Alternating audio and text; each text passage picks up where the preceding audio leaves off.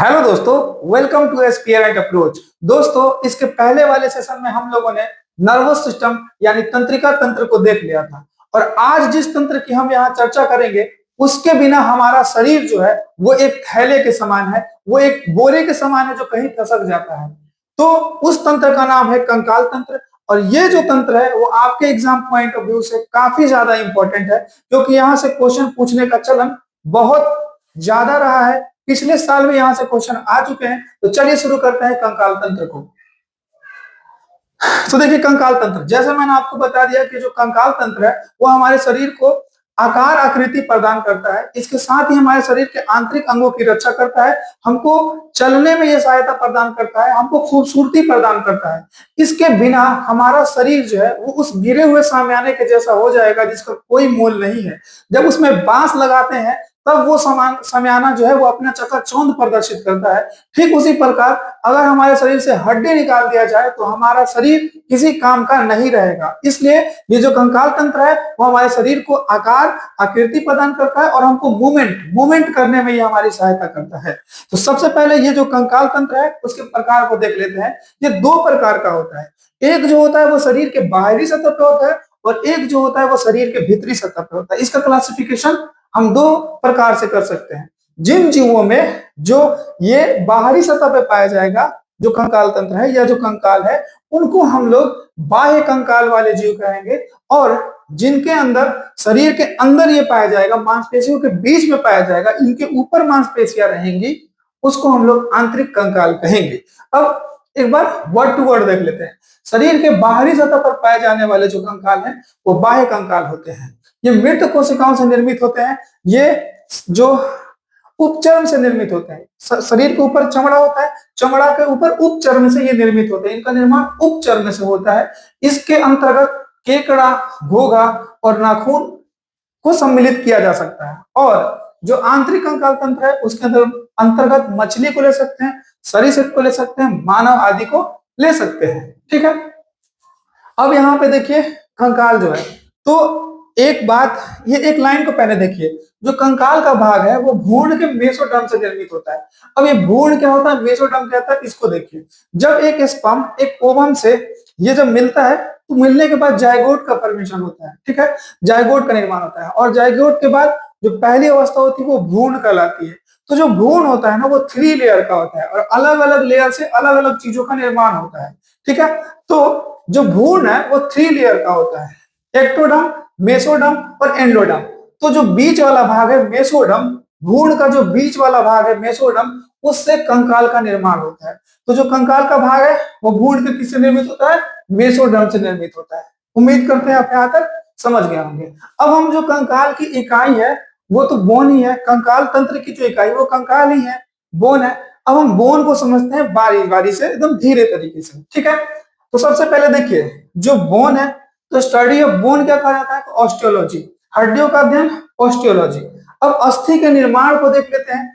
तो देखिए अस्थि के निर्माण में 30% के अराउंड ओसिन प्रोटीन का योगदान होता है। 62% के अराउंड कैल्शियम और मैग्नीशियम के फॉस्फेट होते हैं। कैल्शियम और मैग्नीशियम के फॉस्फेट होते हैं। और 8% में जो जल और जीवित कोशिकाएं होती हैं, जल और जीवित कोशिकाएं होती है। 30% के अराउंड ओसिन प्रोटीन। यही ओसिन प्रोटीन जो है वो बुढ़ापे में कम हो जाता है तो हमारा जो शरीर है, वो जो शरीर की मांसपेशियां हैं वो झुक जाती हैं, वो लड़क जाती हैं। ठीक है, और हड्डियां हैं वो कमजोर हो जाती हैं। तो ओसिन प्रोटीन 30%, 62% के अराउंड कैल्शियम और मैग्नीशियम के फॉस्फेट और 8% के अराउंड जल और जीवित कोशिकाएं। अब इन जीवित कोशिकाओं में क्या क्या आता है, एक बार इसको देखिए। ऑस्टियोब्लास्ट, ऑस्टियोक्लास्ट और ऑस्टियोसाइट। क्या क्या आता है, ऑस्टियोब्लास्ट, ऑस्टियोक्लास्ट और ऑस्टियोसाइट। अब ये क्या होता है इसको बारी बारी से समझेंगे। उससे पहले हम हड्डी का एक बार स्ट्रक्चर देख लेते हैं। ये हड्डी है, हड्डी हो गई, ये हड्डी का बाहरी स्ट्रक्चर हो गया। अब उसके भीतरी स्ट्रक्चर में जाइएगा तो आपको एक खाली स्थान मिलेगा। ठीक है, पहले खाली स्थान मिलेगा। उस खाली स्थान को हार्वेंशियल कैनाल कहते हैं। उस खाली स्थान को हम लोग हार्वेंशियल कैनाल कहते हैं। ठीक है, और ये जो हार्वेंशियल कैनाल है वो मनुष्य और स्तनधारी में ही सिर्फ पाया जाता है।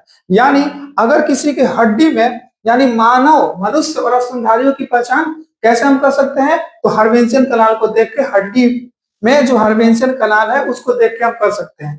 तो हड्डी के भीतरी सतह में एक पहले खाली स्थान होगा, एक गुहा होगा जिसको हर्वेंशियन कनाल कहते हैं, और वो सिर्फ मनुष्य और स्तनधारियों में ही पाया जाता है।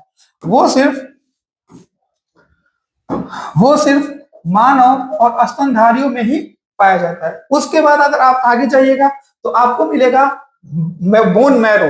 बोन मैरो वो स्थान होता है जहां से खून का निर्माण होता है, ठीक है।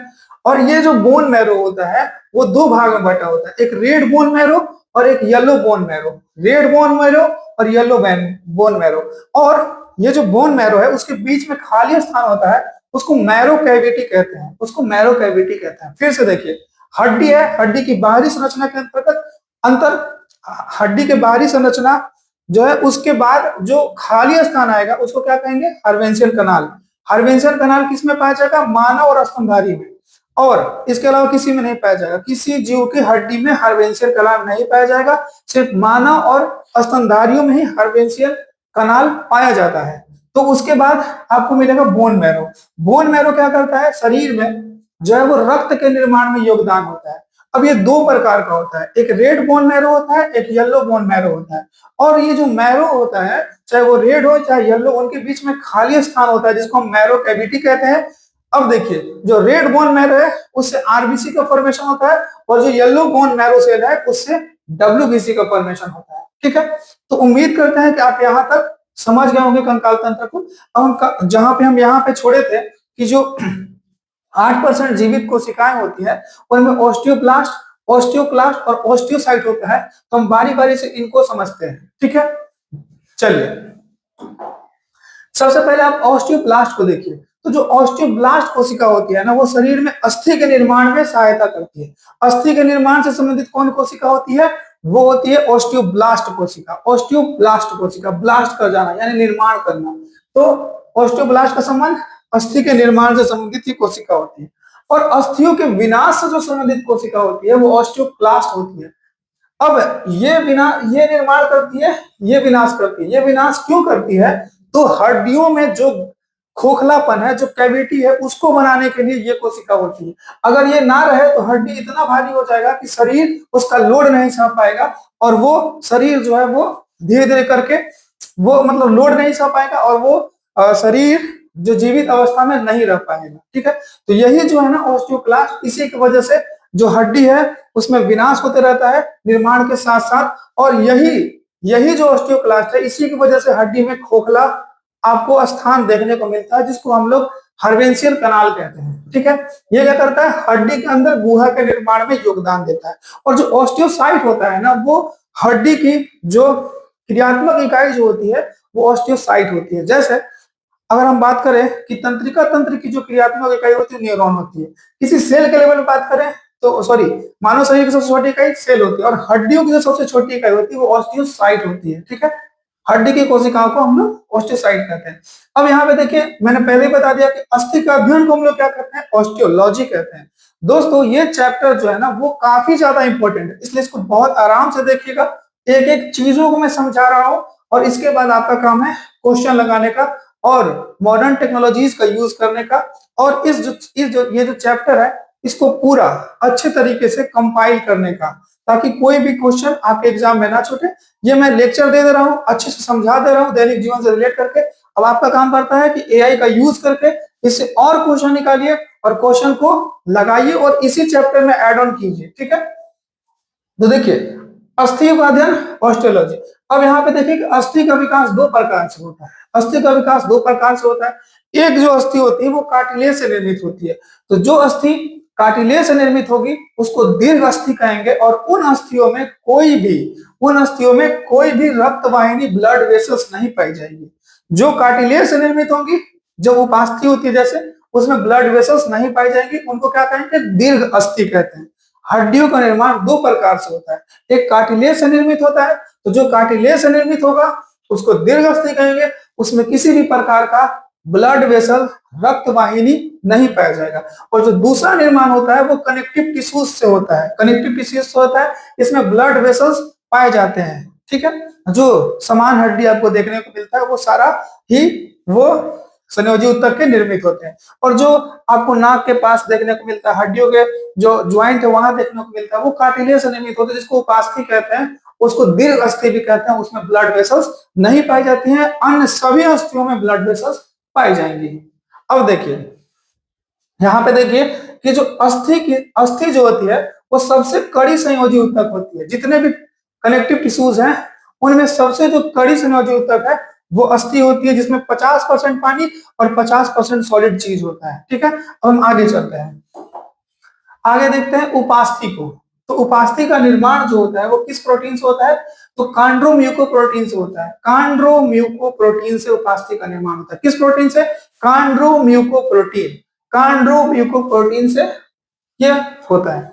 ये जो है इसको मजबूती के साथ साथ इसको फ्लेक्सिबिलिटी प्रदान करता है। जो कांड्रोम्यूकोप्रोटीन है वो उपास्थि को मजबूती भी देता है और उसको फ्लेक्सिबिलिटी भी देता है। उसके बाद जो इसकी कोशिका होती है, जैसे हड्डी की कोशिका को हम लोग ऑस्टियोसाइट कह लिए, तो उपास्थि की कोशिका को हम लोग कहेंगे कांड्रोम्यूकोसाइट। ये किस प्रोटीन से निर्मित होता है? कांड्रोम्यूकोप्रोटीन से। इसके जो कोशिका है उसको क्या कहते हैं? कांड्रोम्यूकोसाइट कहते हैं। उसकी कोशिका को ऑस्टियोसाइट कहते हैं। अस्थि की कोशिका को ऑस्टियोसाइट, उपास्थि की कोशिका को कांड्रोम्यूकोसाइट, और जो उपास्थि होता है वो कांड्रोम्यूकोप्रोटीन से निर्मित होता है। ठीक है, इसमें कैल्शियम और मैग्नीशियम के फॉस्फेट नहीं होते हैं, इसलिए ये मजबूत नहीं होता है। मजबूत इन द सेंस दृढ़ नहीं होता है, मजबूत होता है दृढ़ नहीं होता है। ठीक है, ठीक है। अब यहाँ पे देखिए ये कहाँ कहाँ पाया जाएगा? जो नसिका है, नाक के ऊपरी हिस्से पे आपको उपास्थि मिलेगा। जो कर्ण पल्लव, ये पूरा का पूरा कर्ण, यहाँ पे कोई हड्डी नहीं है, इसमें कोई हड्डी नहीं है।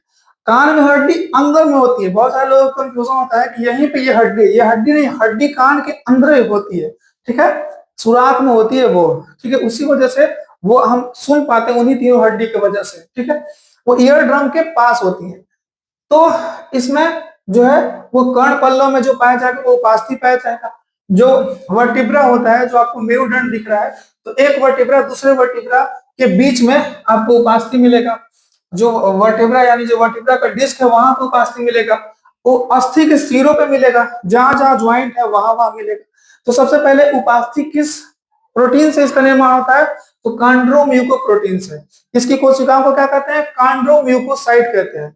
जो कांड्रोम्यूकोप्रोटीन है वो इसको मजबूती और लचीलापन प्रदान करता है, लचीलापन प्रदान करता है। और इसमें कैल्शियम मैग्नीशियम के फॉस्फेट नहीं पाए जाते, इसलिए दृढ़ नहीं होता है, ये कड़ा नहीं होता है। ठीक है, ये कहाँ कहाँ पाया जाएगा? नसिका के ऊपरी भाग में, कर्ण पल्लव में, हड्डियों के ज्वाइंट पे, वर्टेब्रा का जो डिस्क है वो भी उपास्थि का ही बना होता है। चलिए नेक्स्ट देखते हैं। अब यहाँ पे मैंने एक चीज छोड़ दिया, मैंने अस्थि उपास्थि समझा दिया। अब मानव कंकाल तंत्र को देखते हैं। तो देखिए जो मानव कंकाल तंत्र है वो दो भाग में बटा होता है। एक होता है अक्षीय कंकाल तंत्र और दूसरा होता है अनुबंधीय कंकाल तंत्र। तो जो अक्षीय कंकाल तंत्र होता है वो हमारे शरीर में एक धुरी का निर्माण करता है। ये जो सबसे मेन प्लेटफॉर्म जो होगा पूरे शरीर का ये होगा, इसी पे पूरा शरीर टिका है। और जो अनुबंधीय होता है, इसको आप एक पेड़ के समान समझ सकते हैं। जो पेड़ में जो तना होता है ना, तो तना है ऊपर से नीचे, तना और जड़ जो नीचे तक क्या है वो आएगा आपको एक्सियल स्केलेटन सिस्टम में। और जो शाखाएं निकली रहती हैं जो मूवमेंट करने के लिए काम आती हैं, उसी पे हम लोग चलते हैं शाखा पे ही। तो जो शाखा जो एक्सियल से आके जुड़े रहेंगी वो अपेंडिकुलर या अनुबंधीय कहलाएंगी। ठीक है, जो अक्ष से आके जुड़ा रहेगा वो अनुबंध कहलाएगा। ठीक है, तो जो अनुबंधीय कंकाल तंत्र होंगे वो अक्षीय कंकाल तंत्र से आके जुड़ रहेंगे। फिर से देखिए जो हमारी धुरी का निर्माण करते हैं, जो हमारे स्ट्रक्चर का निर्माण करते हैं, इसी स्ट्रक्चर पे ये टिका हुआ है, इसी स्ट्रक्चर में आके जुटा हुआ है ना, इसी स्ट्रक्चर में आके जुटा हुआ है, इसी स्ट्रक्चर में ये आके जुटा हुआ है। मेन स्ट्रक्चर तो यहाँ से यहीं तक का है ना, जो मेन है यहाँ से लेके यहाँ तक का, इसी में ये जुटा हुआ है पैर अपना, इसी में अपना हाथ जुटा हुआ है। तो जो मेन धुरी है ना उसको एक्सिस कहेंगे, और इस धुरी में जो आकर सट गया है यहाँ से वो हो जाएगा अनुबंधीय। अब हम एक्सियल में क्या क्या आता है इसको देखते हैं। तो सबसे पहले आप एक्सिस देखिए, यहाँ से यहाँ तक का एक्सिस होता है। तो इसमें क्या आ गया? पूरा का पूरा सर आ गया, तो सर आ गया। उसके बाद ये पूरा वक्ष आ गया, वक्ष, ये रिब्स आ गया, रिब्स के बाद ये जो आपका मेरुदंड है वो आ गया, मेरुदंड है वो आ गया। बस इतना ही चीज आता है इसमें, पूरा का पूरा सर। तो सर में टोटल होता है 29 हड्डी, सर में 29 हड्डी होता है। कान के अंदर का 3 हड्डी और हड्डी मिला के, और एक ये हॉइड जो गला का हड्डी है उसको मिला के पूरा सर कहलाता है। नहीं तो खोपड़ी बोलेगा तो खोपड़ी में 22 हड्डी ही होती है। अगर खोपड़ी बोलेगा तो 22 हड्डी, सर बोलेगा तो 29 हड्डी, ठीक है। तो एक सर हो गया, सर के बाद ये रिब्स, रिब्स में 12 जोड़ी इधर से, मतलब टोटल 24 जो है वो हड्डियां आई रहती है। तो 24 और एक यहाँ पे आके जुड़ी रहती है, यहाँ पे ये हड्डी जो है वो स्टर्नम में आके जुड़ी रहती है। तो 29 और 25 हो गया। और उसके बाद यहाँ जो पीछे से 26 हड्डी आई है, 29, 25, 26, ठीक है। तो ये जो हो जाएंगी वो टोटल 80 हो जाएंगी हड्डियां। तो यहां से लेके यहां तक मैंने आपको चला लिया, सर, वक्ष, वर्टेब्रा, काम खत्म। देखिए एक स्टर्नम, स्टर्नम तो उसी वक्ष में आप 25 जोड़ सकते हैं। अगर क्लासिफाइड आपको बताएंगे तो देखिए खोपड़ी में 22, देखिए खोपड़ी में 22, उसके बाद कान में, एक कान के अंदर 3, दूसरे कान के अंदर 3, 3 3 6। उसके बाद जो ये यहाँ की हड्डी है, गर्दन की हड्डी, जिसको हॉइड कहते हैं, हॉइड भी एक होगा, यहाँ पे होगा। तो ये 22, 6, 28 से 29 हो गया। उसके बाद यहाँ पे देखिए वक्ष पंजा जिसको रिब्स कहते हैं, उसमें 24 और एक स्टर्नम 25, ये हो गया। और उसके बाद मेरुदंड में 26 हड्डियां मिलकर टोटल 80 हड्डियों का ये पूरा का पूरा एक सिस्टम है, जिसको हम लोग कहते हैं अक्षीय स्केलेटन या फिर अक्षीय कंकाल तंत्र। और इससे आपके जो जुड़ा रहता है, जो गति करने में सहायक होता है, जो किसी चीज को पकड़ने के लिए होता है, जो मूवमेंट के लिए होता है, वो होता है अनुबंधीय। तो अब जो अनुबंधीय है वो बटा होता है, उसमें टोटल 126 हड्डियां होती है। इसमें सिर्फ 80 हड्डी होता है और इसमें 126 हड्डी होता है। ये जो होता है वो गति करने में सहायक होता है, शरीर को बैलेंस करने में सहायता देता है और शरीर को चलाने में सहायता देता है। एक हाथ है, दूसरा हाथ है, बैलेंस हो जाता है, ठीक है, शरीर बैलेंस में रहता है इसकी वजह से। तो इसमें जो होती है ना वो दो, इसमें जो होते हैं वो हाथ पैर की हड्डी, शोल्डर बोन और जो हिप बोन है वो आता है। इसको आप दो भाग में बांट सकते हैं। एक मेखला होता है, एक मेखला, एक मेखला में पड़ता है और एक पड़ता है बोन ऑफ लिम्स में। लिम्स में हाथ पैर की हड्डी आती है, भुजाओं की हड्डी। तो ये मेखला क्या होता है? तो मेखला एक प्रकार का पट्टी कह सकते हैं, एक बेल्ट। जैसे ये हाथ जाके यहाँ पे जहाँ ज्वाइंट हो, यहाँ पे एक बेल्ट है, यहाँ ये जो कंधा का एक बेल्ट है जो इसको पकड़ के रखा है। यहाँ पे आप देखिएगा ये कमर के पास जो होता है वो हड्डी, ये पैर को पकड़ जाता है, एक बेल्ट के समान है। ये पीछे नीचे का जो पैर है इसको पकड़ने का काम किया है। तो जो मेखलाएं होती है ना वो हमारे शरीर में 6 होती है। एक मेखला यहाँ, एक मेखला यहाँ पे 2, और यहाँ पे भी जो कॉलर बोन है ये भी पकड़ने का काम करती है बांह की हड्डी को। तो 2 मेखला यहाँ पे जो पकड़ने, जो बेल्ट का काम की, इस हड्डी को पकड़ने बांधने का काम की, इस वाले हड्डी को जो बांधने का काम की, वो मेखला, वो बेल्ट। यहाँ पे 2 हड्डी इस साइड, 2 हड्डी इस साइड, 4 हड्डी ऊपर में, यानी शोल्डर बोन में जो अंश मेखला जिसको कहते हैं, इस ऊपर वाले को अंश मेखला, ऊपर वाले बेल्ट को अंश मेखला और नीचे वाले को श्रोणी मेखला। ऊपर वाले को अंश मेखला, अंश मेखला में 4 हड्डी और नीचे वाले को श्रोणी मेखला, इसमें 2 हड्डी आता है, ठीक है। तो आप इसको बांट सकते हैं मेखला और बोन ऑफ लिम्स में। बोन ऑफ लिम्स में हाथ और पैर की हड्डी आती है और मेखला में टोटल 6 हड्डी आती है, जिसमें अंश मेखला जो ऊपर वाला है, तो ऊपर वाला में एक कंधा ये, एक कंधा ये, 2, एक कॉलर बोन ये भी पकड़ने का काम किया, बेल्ट का काम किया, एक कॉलर बोन ये, टोटल 4, यानी अंश मेखला में 4 और श्रोणी मेखला में 2। इस प्रकार 60 60 और 4 2 6 126 हड्डियां। अब हम बारी बारी से समझते हैं एक एक चीज को, मेरुदंड को समझते हैं, खोपड़ी को समझते हैं, सबको समझते हैं। चलिए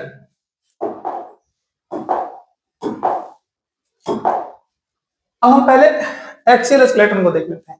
तो मैंने आपको अक्षीय बताया, अक्षीय में यहां से लेके यहां तक का चीज, यहां से लेके यहां तक का चीज। तो सबसे पहले हम रीब से ही स्टार्ट कर लेते हैं, इस रीब से, यानी जो पसली है उससे स्टार्ट कर लेते हैं। तो देखिए जो मेरुदंड होता है ना, मेरुदंड से 12 जोड़ियां हड्डियां आगे की ओर आई रहती हैं, आगे की ओर आई रहती हैं। और ये जो हड्डियां है ना वो 12 जोड़ी होती हैं, इन द सेंस 24 होती है। और ये आगे आके स्टर्नम नामक एक हड्डी में जुड़ी होती है, ये स्टर्नम है। ये जो हड्डी है,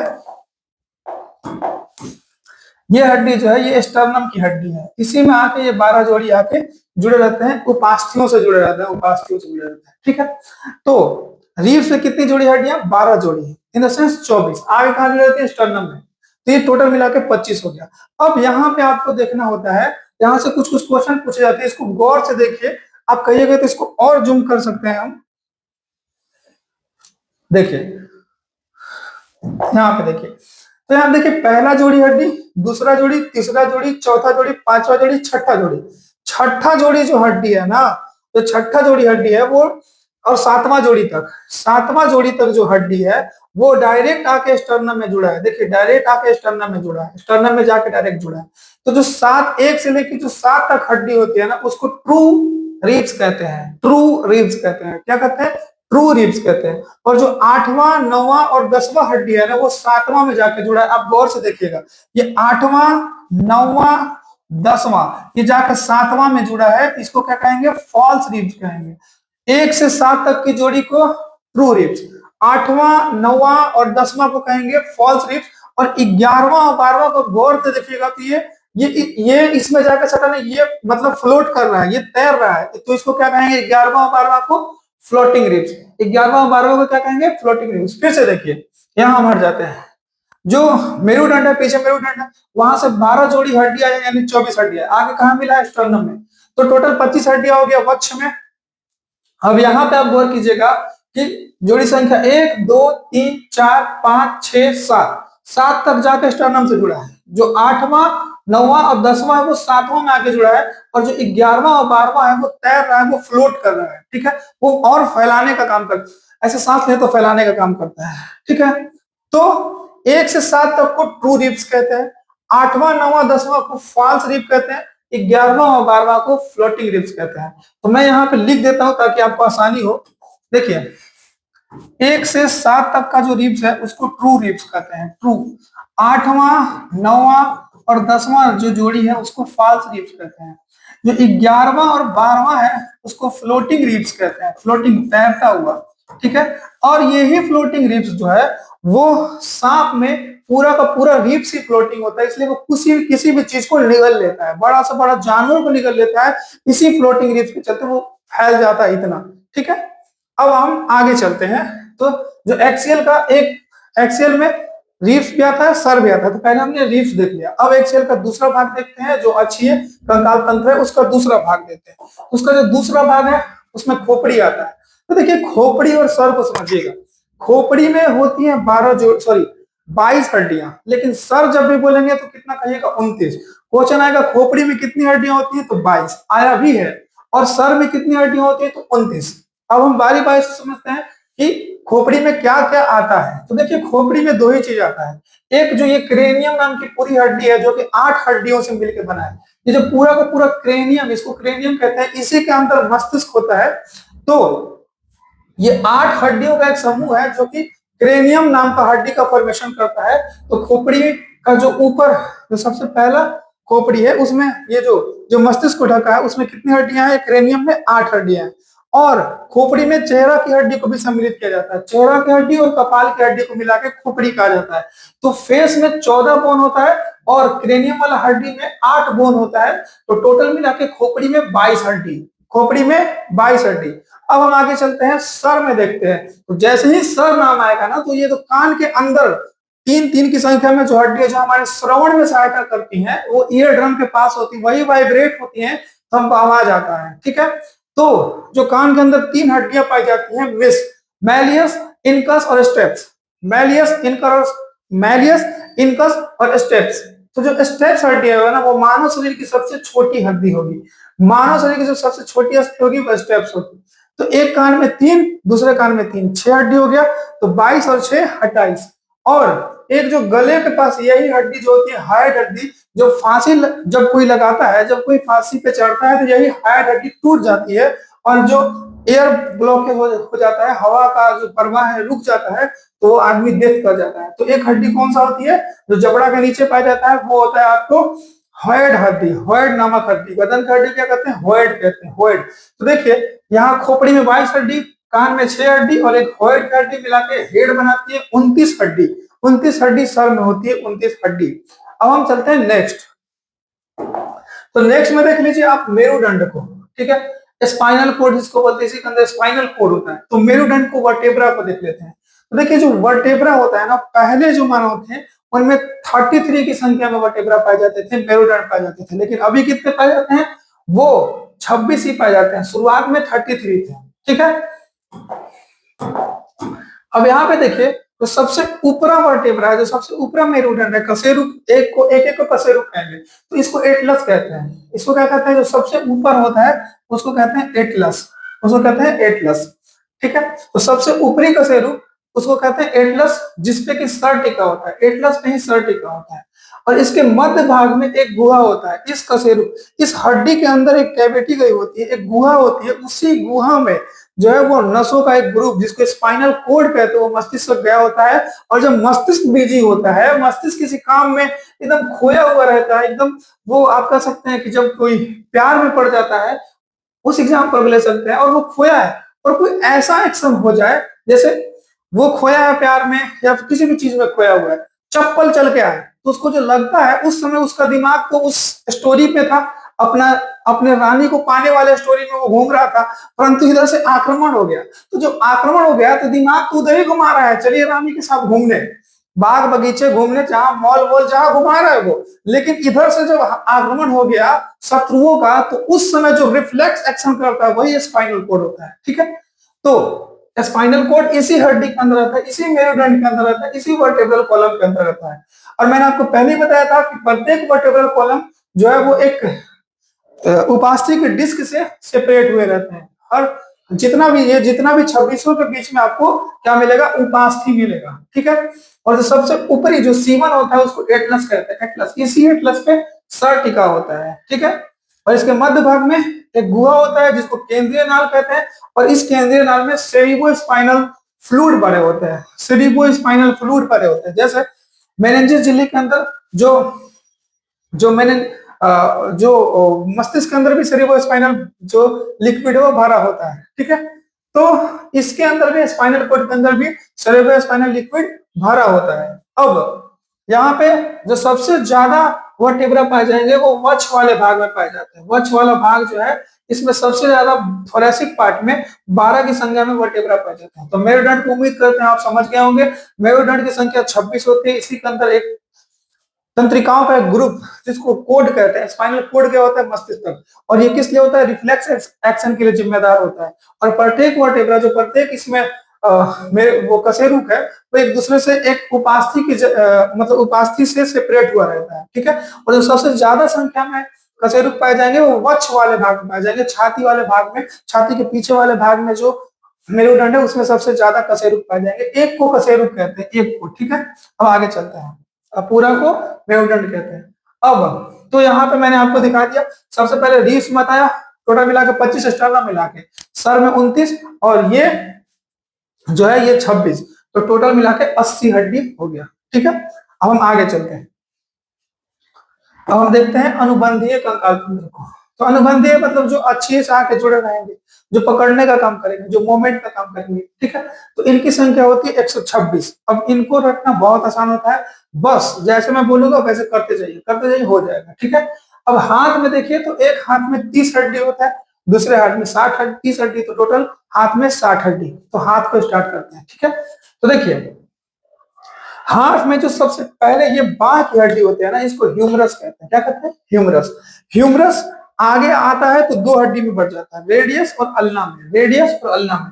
humerus, radius, ulna, humerus, radius और अल्ना। ठीक है। अब अल्ना के आगे बढ़िएगा तो आपको कलाई का हड्डी मिलेगा, कलाई, कलाई। तो इस कलाई को कार्पल कहते हैं, क से कलाई, क से कार्पल।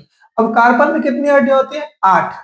अब कार्पल के आगे बढ़िएगा तो ये हथेली मिलेगा, हथेली, जिसको अंजुरी कहते हैं। ठीक है। जो किसी चीज को पकड़ने, ऐसे होल्ड करने के लिए होता है। तो जो हथेली होती है उसको मेटाकार्पल कहते हैं इंग्लिश में। और आप इंग्लिश वर्ड ही रखिएगा तो ही आपको वो हमेशा याद रहेगा। तो सबसे पहले humerus, radius, ulna, humerus, radius, ulna, carpal. Carpal में 8 हड्डी होता है। उसके बाद मेटाकार्पल, तो मेटाकार्पल में 5 हड्डियां होती है, हथेली में 5 हड्डी होती है। उसके बाद फ्लेंजिस, अंगुली, तो प्रत्येक उंगली में 3 हड्डी होती है, तो इस हिसाब से होना चाहिए 15 हड्डी। लेकिन अंगूठा में 2 ही हड्डी होती है, एक हड्डी कम होती है, तो 14 हड्डी। फिर से देखते हैं हाथ की हड्डी को। हाथ में सबसे पहले ह्यूमरस आएगा, humerus, radius, ulna, humerus, radius, ulna, carpal, metacarpal, phalanges. Humerus, मेरे साथ बोलिए, humerus, radius, ulna, humerus, radius, ulna, carpal, metacarpal, phalanges. Humerus, radius, ulna, carpal, metacarpal, phalanges. ठीक है। तो देखिए ह्यूमरस एक हड्डी, रेडियस एक हड्डी, अल्ना एक हड्डी, कार्पल, कलाई में कितनी हड्डियां होती है? 8। मेटाकार्पल हथेली, अंजरी, अंजरी में 5 हड्डियां होती है, और फ्लेंजिज में टोटल 14 हड्डियां होती है। इस प्रकार 60 हड्डी हो गया। ठीक है, फिर से एक बार मेरे साथ रिकॉल कीजिए। Humerus, radius, ulna, carpal, metacarpal, phalanges. Humerus, radius, ulna, carpal, metacarpal, phalanges. ठीक है, चलिए अब हम पैर की हड्डी को देखते हैं। तो पैर की हड्डी है, उसमें भी 60 हड्डी होता है टोटल। एक पैर में 30 हड्डी, दूसरे पैर में 30 हड्डी, 60 हड्डी। अब इसकी कहानी स्टार्ट होती है फीमर से, जांघ की हड्डी से स्टार्ट होगी इसकी कहानी। तो देखिए, ये जांघ की हड्डी आपको दिख रहा है। तो सबसे पहले जांघ की हड्डी को क्या कहते हैं? फीमर। मानव शरीर की जो सबसे लंबी हड्डी होती है वो फीमर होती है। मानव शरीर की सबसे लंबी हड्डी फीमर। फीमर के बाद आएगा आपको पटेला। जैसे ये जो रेडियस था, सॉरी ह्यूमरस था, रेडियस था, अल्ना, इसके बीच में कोई कैप नहीं लगा हुआ है। ठीक है, इसके बीच में कोई कैप नहीं लगा, ये सीधे ज्वाइंट है। लेकिन जो ह्यूमरस है वो आगे की हड्डी से एक कैप से जुड़ा होता है, जिसको पटेला या ठेंगुना कहते हैं। ठीक है, तो इसमें एक एक्स्ट्रा आएगा पटेला। तो femur, patella, tibia, fibula. Femur, patella, tibia, fibula. Femur, patella, tibia, fabula. अब पैर को उठा नहीं सकते, नहीं तो वो भी उठा के दिखा देते आपको। सबसे पहले जांघ का हड्डी वो होगा आपको फीमर। उसके बाद ये जो आपका ठेंगुना है उसको पटेला कहते हैं, और उसके नीचे 2 हड्डी होता है, एक टिबिया और एक फेबुला। तो सबसे चमकीली हड्डी होती है मानव शरीर की, वो टिबिया होती है। ठीक है, तो femur, patella, tibia, fibula. Femur, patella, tibia, fibula. Femur वो जो क्या बोलते हैं, ठेंगुना, पटेला, उसके नीचे टिबिया और फेबुला। अब यहाँ पे जैसे हाथ के कलाई की हड्डी को हम लोग कार्पल कह रहे थे, वैसे पैर का जो वो है टखना, उसको हम लोग टार्सल कहेंगे। ट से टखना, ट से टार्सल, ट से टखना, ट से टार्सल, क से कलाई, क से कलाई, क से कार्पल, ट से टखना, ट से टार्सल।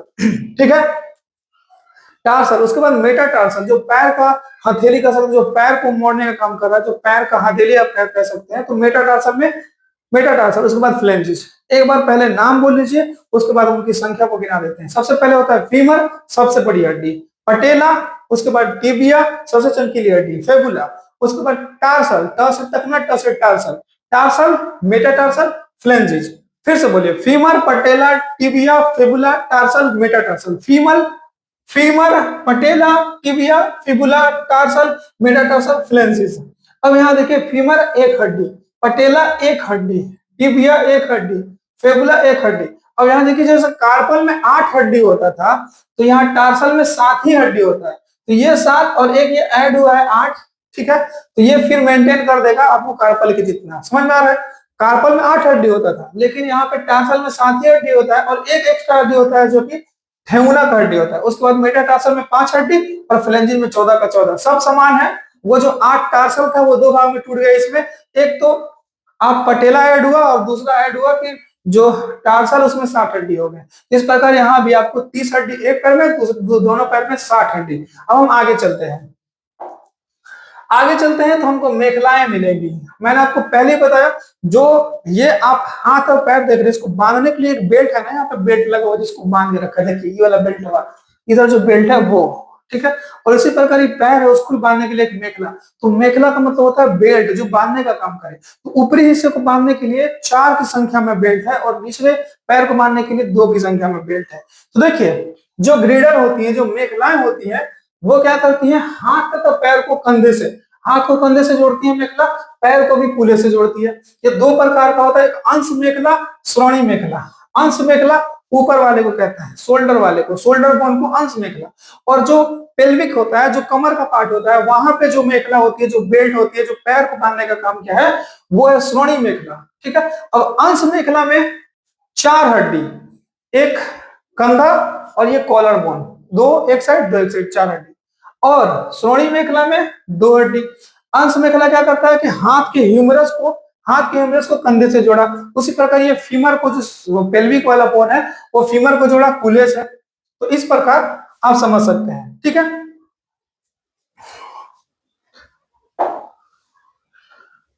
अब यहाँ पे एक चीज जुड़ गई है, यहाँ पे देखिए।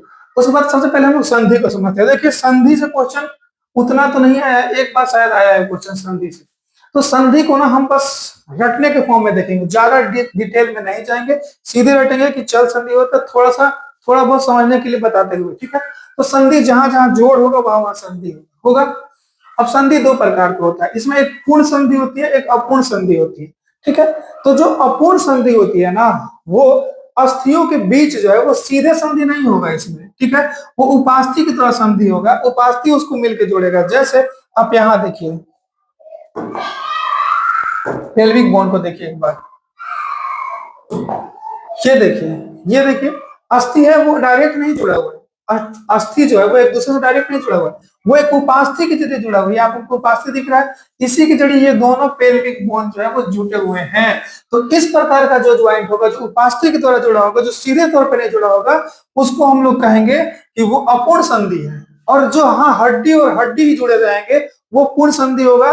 एक मतलब खोखला भाग रहेगा, दूसरा में फिट हुआ रहेगा, वो पूर्ण संधि है, ठीक है। और जो उपास्थि के द्वारा जुड़ा रहेगा वो है आपको अपूर्ण संधि। अपूर्ण संधि में बेसिकली जो श्रोणी मेखला है, और सॉरी जो अंश मेखला है, अंश मेखला जो प्यूबिस का हड्डी है, ठीक है, वहां पे आपको देखने को मिलेगा इस प्रकार का ज्वाइंट, ठीक है। अब देखिए हम पूर्ण संधि को देखते हैं, जो सीधे यहाँ पे हड्डियों का जुड़ाव सीधे होगा। तो जहां हड्डियों का जुड़ाव सीधे होगा, ठीक है, एक हड्डी दूसरी हड्डी में एंटर की रहेगी, थोड़ा सा खोखला स्थान रहेगा, ठीक है, तो वहां पे आपको होगा पूर्ण संधि। अब पूर्ण संधि के अंतर्गत कौन कौन आता है इसको देखिए और सीधे डायरेक्ट हट जाइए। जैसे पहले पूर्ण संधि में, अपूर्ण संधि में बस एक आप याद रखिएगा, जो पेल्विक बोन होता है उसको आप दिमाग में रखिएगा, ठीक है, ठीक है। तो यहाँ पे कंदुक खलिका संधि, पूर्ण संधि में, तो ball and socket joint, English को देखिए, जहाँ एक बॉल होगा और एक सॉकेट होगा। जैसे आपके घर में जो एक बोर्ड होता है, इलेक्ट्रिक बोर्ड, उसमें जो पिन लगाते हैं उसको सॉकेट कहते हैं ना, तो एक एक जो होता है वो खोखला होता है, दूसरा उसमें घुस जाता है। तो एक बॉल होगा और एक सॉकेट में जाकर फिट हो जाएगा, ऐसे ऐसे ऐसे जो फिट हो गया उसी को कहेंगे बॉल एंड सॉकेट ज्वाइंट। तो इस प्रकार का ज्वाइंट जो है वो आपको यहाँ दिखेगा कंधों में, ठीक है। तो कुल्हा की संधि और कंधे का जोड़ में जो होता है वो बॉल एंड सॉकेट ज्वाइंट होता है। एक बॉल होता है, एक सॉकेट में जाकर फिट हो गया रहता है। तो आपको सीधे याद रखना है, ठीक है। और इससे जो मोमेंट होगा वो चारों ओर होगा, चारों ओर मोमेंट होगा बॉल एंड सॉकेट से, हो रहा है ना। तो जो कंदुक खलिका संधि है, जिसको बॉल एंड सॉकेट ज्वाइंट है, वो कहाँ कहाँ पाया जाता है? एक तो कंधे में, दूसरा कूल्हे में, कंधे कूल्हे। उसके बाद आगे चलते हैं कब्जा संधि, हिंज ज्वाइंट, जो एक साइड खुले, ये कब्जा का जैसा एक साइड खुले, बस एक साइड खुले, वो हिंज ज्वाइंट होता है। जैसे घुटना है वो भी एक साइड खुलेगा, आगे खुले या पीछे खुले, ठीक है। तो वो आगे नहीं खुलता, वो पीछे की ओर खुलता है, ये आगे की ओर खुल रहा है, ठीक है। तो जो एक साइड खुलेगा उस पैसेज ज्वाइंट को कहेंगे हिंज ज्वाइंट। हिंज ज्वाइंट में आता है घुटना की संधि, यमुना की गति और अंगुली के पोरों की गति। अंगुली के पोर भी एक ही साइड खुलते हैं, इस साइड नहीं ना खुल रहा है, इस साइड नहीं खुल रहा है, एक ही साइड ऐसे खुल रहा है, ठीक है। तो अंगुली के पोरों की गति भी कब्जा जंत्री में आती है। उसके बाद खूंटी संधि, जो गर्दन की संधि है ना, आप देखिएगा एटलस पे आपका सर टिका है, ठीक है, और एटलस के नीचे वाली हड्डी जो सीटू हड्डी होती है, वहां पे एक अब खूंटा के जैसा ठोकर रहता है यहाँ पे, ठीक है, जो महारंध्र होता है, जहां से स्पाइनल कोड गया रहता है, वहीं पे एक खूंटा के समान एक चीज ठोकर रहता है, जो मूवमेंट होता है आगे पीछे दाएं बाएं का। तो जो खूंटा संधि वो कहाँ पाया जाता है? गर्दन में। खूंटा संधि कहाँ पाया जाता है? गर्दन में, ठीक है। अब एक सैडल संधि भी होता है, सैडल, एक सैडल होता है और एक ग्लाइडिंग होता है, सैडल होता है और ग्लाइडिंग होता है। तो सैडल संधि जो होता है ना, वो बॉल एंड सॉकेट के समान ही होता है, उसमें भी एक सॉकेट में एक फंसा रहता है, ठीक है। तो ये कहाँ पाया जाता है? सीधे रटिए कि सैडल ज्वाइंट जो है वो कार्पल और जो मेटा कार्पल के बीच, ये कार्पल और मेटा कार्पल के बीच जो है वो एक प्रकार का सैडल ज्वाइंट होता है, जहां पे एक हड्डी दूसरी हड्डी में एंटर की रहती है, ठीक है। तो सीधे रटिएगा कि कंधुक बॉल एंड सॉकेट बाह में और कुल्हा में, कब्जा हाथ पैर की हड्डी और अंगुली के पोरों की हड्डी में ज्वाइंट होता है। खूंटी बस एक गर्दन में। सीधे याद रखिए सैडल, सैडल ज्वाइंट कहाँ होता है? तो कार्पल और मेटा कार्पल में। सीधे रट जाइएगा मेटा कार्पल में। समझाने के लिए समझा दिए, तो जब याद करते समय मेरे बातों को भी ध्यान रखिएगा, लेकिन रटना तो सीधे यही है, ठीक है। बार बार देखने से चीजें ही अपना हो पाता है। किसी चीज को बार बार देखिएगा, बार बार उसके पीछे लगेगा, तो आपको याद ही हो जाएगा। जब याद हो जाता है तो उसी को कॉन्सेप्ट कहते हैं, ठीक है। अब हम आगे चलते हैं। एक होता है ग्लाइडिंग ज्वाइंट, जो ग्लाइड करता है, ग्लाइड, जो बस मतलब उसमें ज्यादा मूवमेंट नहीं, बस वो ग्लाइड करेगा, ठीक है, वो बस खिसकेगा। तो वो होता है ये जो मेटाकार्पल है, उसके बीच में जो हड्डी होता है, देखिए यहाँ पे फैक्ट होगा, जो ग्लाइडिंग ज्वाइंट होता है वो कलाई और टखने के बीच होता है, ठीक है। कलाई और टखने के बीच ग्लाइडिंग ज्वाइंट सैडल ज्वाइंट जिसे कहते हैं, ठीक है। अब आगे चलते हैं। हड्डियों को मांसपेशियों से जोड़ने वाला होता है टेंडन। यहाँ से क्वेश्चन बहुत बार पूछा है, बहुत अच्छे से देखिएगा। हड्डी को मांसपेशी से जोड़ रहा है, हड्डी को मांसपेशी से जोड़ने वाला जो टिश्यू है वो टेंडन कहलाता है, ठीक है। हड्डी को हड्डी से जोड़ने वाला लिगामेंट, हड्डी को हड्डी से जोड़ने वाला लिगामेंट, हड्डी को मांसपेशी से जोड़ने वाला टेंडन। तो उम्मीद करते हैं आपको ये सेशन बिल्कुल अच्छी तरीके से समझ में आया होगा।